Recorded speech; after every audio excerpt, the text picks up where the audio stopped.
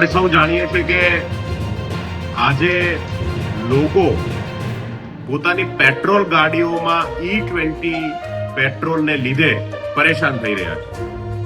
લગભગ દેશની અંદર ધીમે ધીમે લોકોને આ વાત સમજાઈ રહી છે કે પોતાની જે ગાડીઓ છે એ E20 પેટ્રોલને ચલાવવા માટે નથી બની, અને એટલા માટે ગાડીઓની અંદર ધીમે હવે પ્રશ્નો આવવાની શરૂઆત થઈ છે.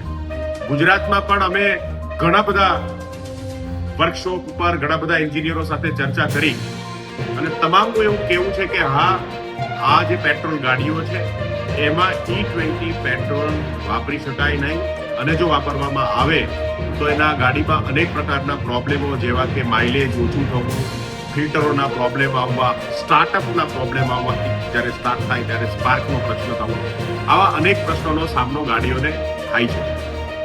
લાખો રૂપિયાની, કરોડો રૂપિયાની જે ગાડીઓ છે, પેટ્રોલ ગાડીઓ છે, એ ગાડીઓમાં હવે ધીમે આ પ્રશ્નો આવી રહ્યા છે. મુખ્ય વાત એ છે કે દેશના લોકોને કરોડો રૂપિયાનું નુકસાન જોવું હોવા છતાંય, મોંઘું પેટ્રોલ ભરાવતા હોવા છતાંય તે આજે છેતર્યા હોવાનો એક અહેસાસ સૌને થવા લાગ્યો છે.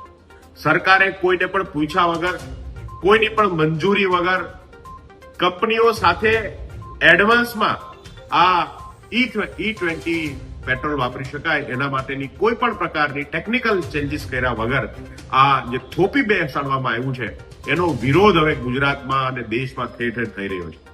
આમ આદમી પાર્ટી સમગ્ર ગુજરાતની અંદર આ મુદ્દાને લઈ અને સરકાર સામે માંગણી કરી રહી છે કે આ E20 પેટ્રોલ બંધ થવું જોઈએ, અને આવતીકાલે આમ આદમી પાર્ટી દ્વારા દિલ્હીની અંદર કોન્સ્ટિટ્યુશન ક્લબમાં એક ટાઉન હોલ થવા જઈ રહ્યો છે. આ ટાઉન હોલમાં દિલ્હીમાં તો લોકો જોડાશે જ તે, પણ સમગ્ર દેશની અંદર વિડીયો કોન્ફરન્સના માધ્યમથી, ડિજિટલ માધ્યમથી હજારો લાખો લોકો આ ટાઉન હોલમાં જોડાવા જઈ રહ્યા છે. ગુજરાતમાં પણ મોટી સંખ્યામાં આમ આદમી પાર્ટીના સમર્થકો, કાર્યકર્તાઓ અને જે લોકો પણ આ સમસ્યાનો ભોગ બન્યા છે અને જેમને એવું લાગે છે કે આ E20 પેટ્રોલ જે છે એ બંધ થવું જોઈએ અને એક વિકલ્પ લોકોને મળવો જોઈએ.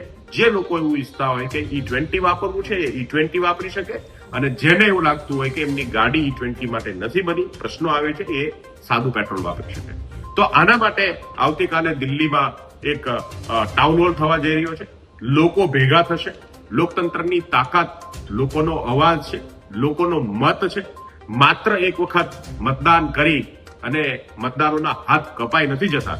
મતદારોની વાત અને લોકોનો જે અવાજ છે એમને પણ સાંભળવાની જવાબદારી, જનતાની જે કઈ વાતો છે અને એના જે અધિકારો છે આપવાની જવાબદારી સરકારોની છે, અને એ વાત આજે દેશની અંદર દેશના લોકો જાણતા થયા છે.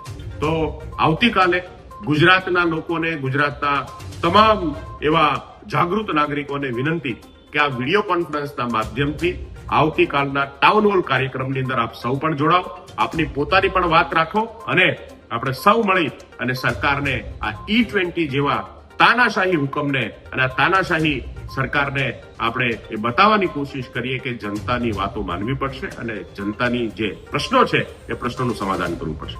ફરીથી એક વખત આવતીકાલના 11 વાગે ટાઉન હોલ થવા જઈ રહ્યો છે. આપ સૌને ઓનલાઈન માધ્યમોથી આ ટાઉન હોલની લિંક પણ મળી જશે, તો સૌ મોટી સંખ્યામાં જોડાય એવી સૌને પ્રાર્થના સાથે સૌનો આભાર. ભારત માતા કી જય. જય જય ગરવી ગુજરાત.